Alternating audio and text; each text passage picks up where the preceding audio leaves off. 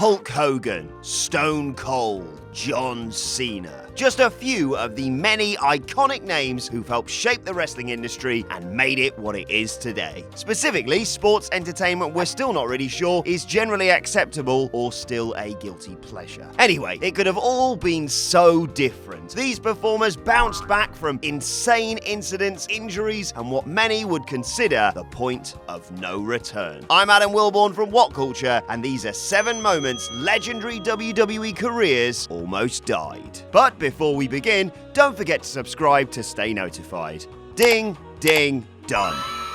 Number 7. Hulk Hogan's Japanese dojo break-in. Entering a Japanese training camp with legendary Far East figure Hiro Matsuda, after being encouraged to enter the wrestling business on size and charisma alone rather than prior athletic endeavor, something which became a hiring system for Vince McMahon for quite a while, the Hulkster had his leg broken following one of the notoriously difficult training sessions designed to test a potential performer's mettle rather than his ability. Yep, that'll do it. When he returned to the training camp healed up, he'd earned enough respect to be broken in without having to sacrifice his bones in the process. Brother. Number 6. Ric Flair and the plane ride from hell. For once, we're not talking about the flight back to America which saw Mr. Perfect wrestling Brock Lesnar, gold dust on the PA system, and the Nature Boy naked in his robe. In October 1975, Flair was flying to a show when the Cessna 310 plane carrying him and some fellow wrestlers ran out of fuel and careered into trees and telephone poles before crashing to the ground. The accident killed the pilot and left Johnny Valentine paralyzed. Flair, informed by doctors that he'd never wrestle again after breaking his back in 3 places, miraculously returned to the ring just 8 months later. Flair's wrestling style changed little, but his personality became substantially more significant to his act. The facade that would come to define him was greatly enhanced following the accident, propelling him to immense stardom that brought with it a gimmick he was scarcely able to switch off, no matter how much his daughter might want him to. Number 5. John Cena rhymes just in time. Big Match John was allegedly within weeks of getting cut outright from the company before being overheard rapping with the wrestlers on a bus traveling between shows. Getting wind of the character and putting herself in the frame alongside it, have I heard that before? Stephanie McMahon had Cena perform as a Vanilla Ice style sideshow act in a Halloween party vignette during a 2002 SmackDown show. Topical. The gimmick was an instant hit, drawing mammoth heat, the right kind, and occasional odd cheers from the heel crowd that he was initially super over with before a late 2003 babyface turn began a gradual dilution of the persona. It could have been so different. Batista would have been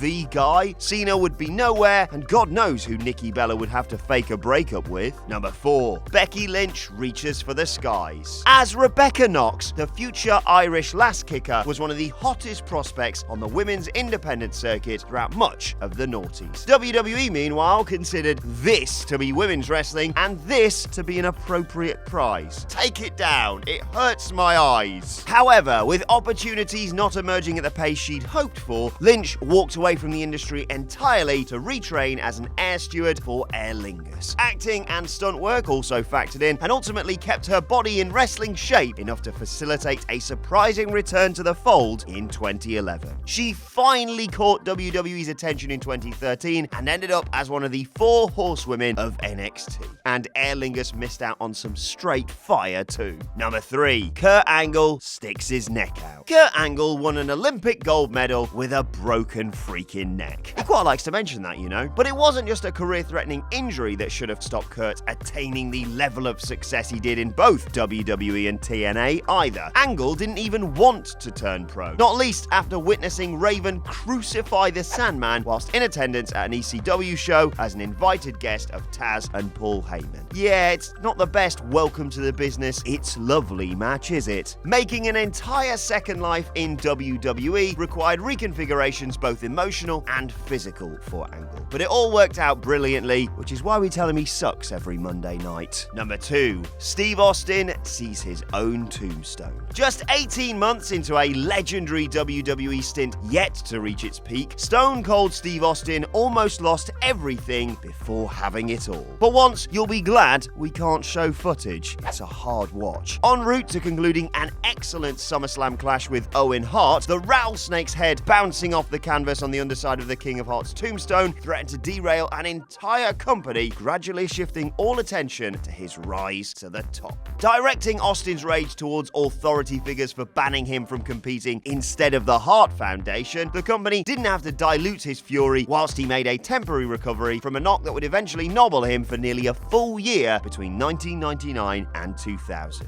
And you thought it was something to do with that bullshit storyline with Rikishi. The prior setbacks, like WCW seeing him as unmarketable, had made the former stunning Steve more determined than ever, especially considering the fact that his eventual ascension was too almost lost to near critical injuries. Number 1. Shawn Michaels' casket case. Trust a performer leaning on religion in his time of need to pull off the biggest resurrection in WWE history. By the time Shawn Michaels stormed out of a post-WrestleMania 14 press conference, it wasn't just the fragility of his back causing him intense pain and earmarking him for a substantial period outside the limelight he just handed over to Stone Cold. Emotionally, he was fraught, acutely mindful of the money and fame he was likely to miss out on after giving his life and sanity to the company and loading a locker room with mortal enemies in the process. Kind of like a 90s Jules, basically. His back had been in bits since bouncing off a ringside casket during his Royal Rumble main event against The Undertaker in January, and a long recovery fed a spiraling drug addiction away from the ring. Eventually seeking help from Christianity in 2001, Michaels paired his mental reawakening with a physical reinvention to forge a post-2002 career many preferred to the original vintage. I will fight you if you say otherwise. Still the main event, still the icon that could still go, Michaels was finally the one to decide himself when exactly the show would stop.